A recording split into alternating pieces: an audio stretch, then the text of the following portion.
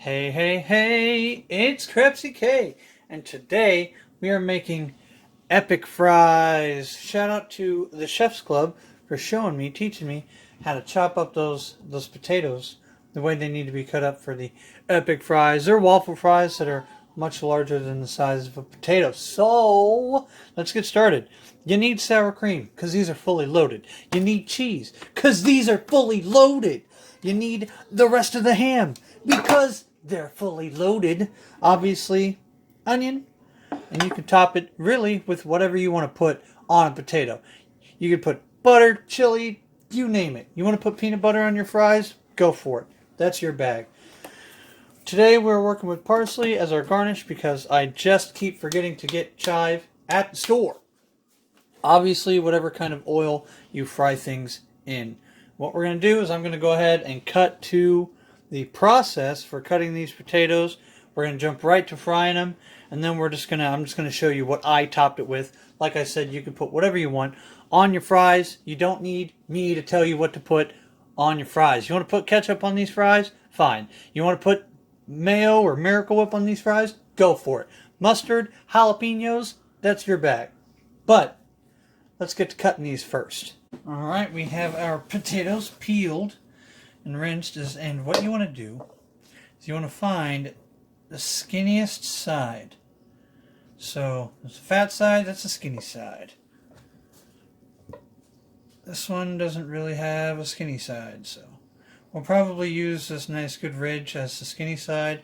Take that off, take that off. We'll save the extra pieces. We'll make regular fries with those. But what you want to do is you want to get the flattest knife you have or the largest knife you have and just get these cut into pretty decently thick slices. So I'm going to take these edges off here. Got a good, real thick piece. This is too thick. But if I were to take this, I am stand up, excuse me. If I were to take this, this might require some adult supervision. I definitely do not recommend anybody other than someone who's comfortable with a knife do this. Alright. That's a good slice. You want something similar to this right here. I'm going to park that over there. And maybe shave this down so I can get a cleaner cut. There we go. Something to set it down on, you know. There we go. Nice and easy. Nice. You got to be careful. This is a little thin. That might not work. But this is a good piece. So we got those. And I'm going to go ahead and dress the rest of these up here. Alright. That's a good side. I'm going to take this down a little bit to give me something flat to set it down on. There we go.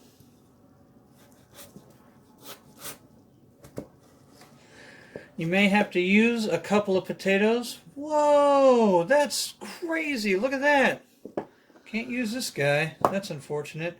So, there's going to be some potatoes that you haven't seen in a later shot because I'm going to have to replace that guy.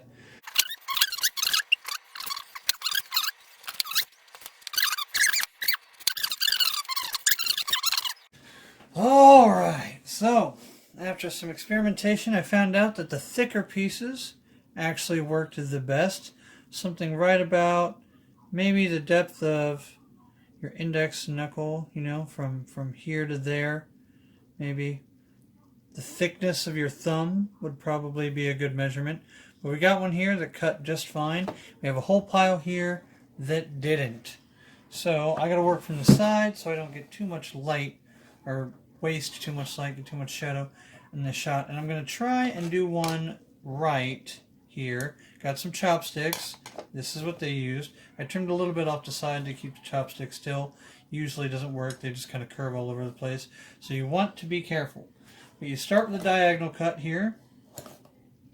And you put lots of little slices. You don't want to go wide slices. I did that with these. I'll show you in a little bit. But you want to make sure they're like, you know, a couple millimeters apart, really. Oh, watch fingers.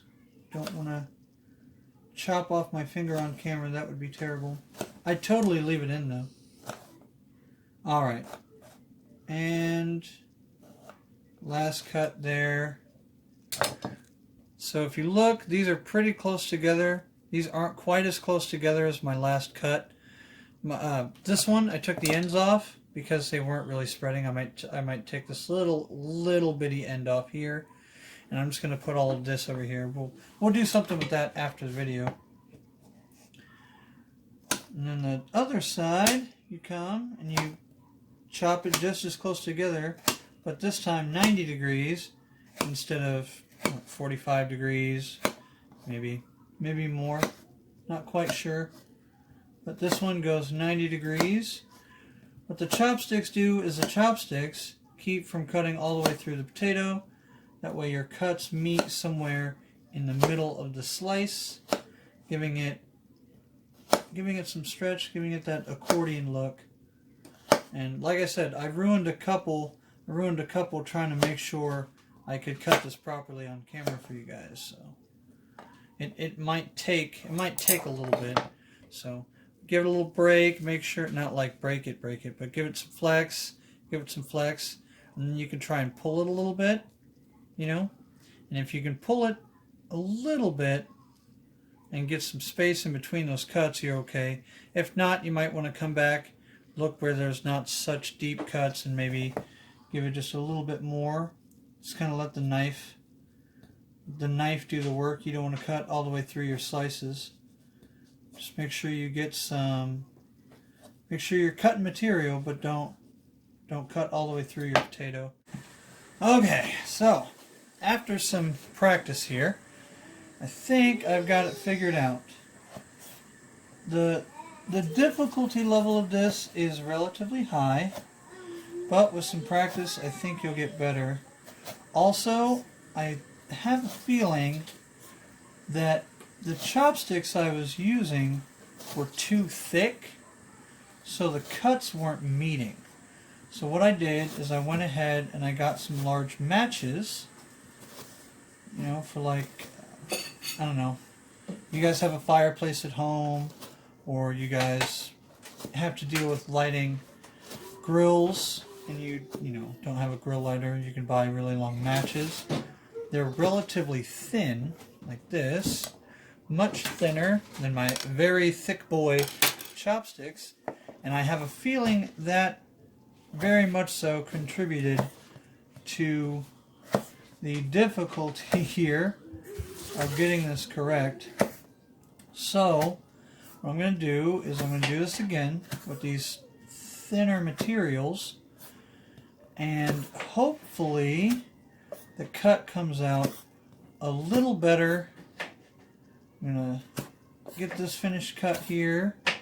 I'm trying to go quickly so I'm not wasting your guys' time, but you know, I do not want to cut myself as well.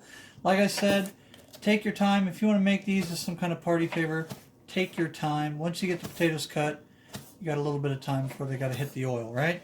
So with the thinner chopsticks, we've got quite the difference here. Yes. Okay, so if you're having trouble, use a thinner piece here. As you can see, these are looking great. Got a good stretch on it, you know, good accordion shape, if you will. And so what I'm going to do is I'm going to go ahead, cut the rest of these off screen. If you're getting frustrated, if you're having trouble, you could consider making a thicker slice or getting a thinner piece to cut with. As you can see by this pile here, it's it's not the easiest. Don't get frustrated, you know, get a little practice, and always you could take these and chop them up and make little teeny tiny fries. Alright, now we finally got our oil hot enough. I have our plate over here, and I have a cooling rack back behind me. I'm not quite sure how this is going to work, so please bear with me. But what you do, you go ahead, you got to take a couple of forks, and you got to get this potato in there, and then you got to stretch. You can't see it. You got to stretch out your potato in the oil, which is much more difficult than you would think. And you know, I'm going to break these off, and I'm going to have ruined things. Yep. I'm probably going to scratch the bottom of my really nice pan too. But the whole point is to get it to spread out. And like I said, this might take some practice. You might get better at this, worse at this. I might have it up too high. I don't know. I don't think I do. But some of these may come out better than others, obviously. You fry up your potato. This one got a little spread out, not quite as much as I would have hoped. But I think that's okay. Maybe the oil's slightly too hot, but we are getting a good golden fry on these. Yeah, I didn't get a good spread on this guy. I think it directly depends on how good you get it cut. I've got a nice little fry scooper here. I'm going to go ahead and get that out. That's right, just across the way. I'm going to go ahead, get this going and this going. Get these guys out of here, because these are definitely done. Get those on the cooling rack. Get this fry checked out. Alright, this one's not quite as good as I wanted it to be, but we've got a couple more here to work with. And I'll go ahead and I'll cut to like a good one, or I'll get some good time. I'll edit wherever I need to be.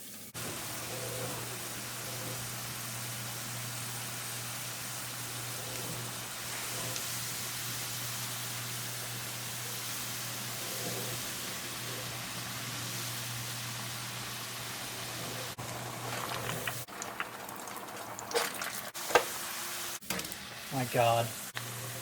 How many of these are coming out terribly? Tell you what, once they're cooked though, cooked down a little bit, they spread. Spread them out easier? Yeah. So, just a little fun thing, we are cooking up our mistakes, of which there were many. I would rate this difficulty medium to high, depending on how often you cut fries. Though I really do like the color coming out of these due to the cross cuts and all that good stuff.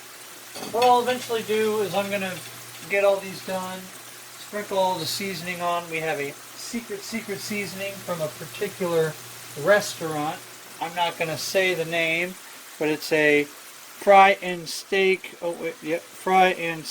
burger seasoning. That's as much as I'm going to give away there. Don't worry about how we got that. Just know that we got it totally above table means. Alright, so I'm going to go ahead, finish cooking all these up. I'm going to finish them in the oven just enough to melt some cheese, and then I will give you my closing thoughts on the entire process. Okay, so we've got some sour cream. I put a little bit of cottage cheese here. You could also put chili, maybe some cilantro. We got some parsley for color. Definitely recommend chives. We use the ham bits. I'm going to show you what I like about it, what I don't like about it. Ooh, guacamole would also definitely be on, you can make like nacho fries if you wanted to. I've got a nice, good nonstick pan. The cheese will come right up. But what I want to get to is I want to show you those crinkle cut fries or waffle cut fries. They did not come out as spread out, I guess, as I wanted them to be. So, honestly, do I recommend this for somebody who's new to, I'm just going to dump the stuff, new to this? Probably not. In fact, this was my first go, and it was much more difficult than I really kind of wanted it to be. But that's okay. This is a learning experience for me. So if you're good and you're confident, my closing thoughts are, you can cut them thinner this way and take the sides off so it's a good even slab all the way across side to side, and so you can lay your utensils and they'll kind of stay put. Those came out a little bit better.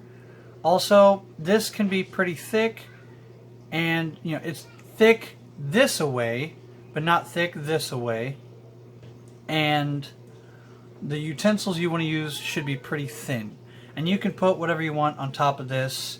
I don't think it matters much. I think this is a great way to start off the year with me somewhat failing.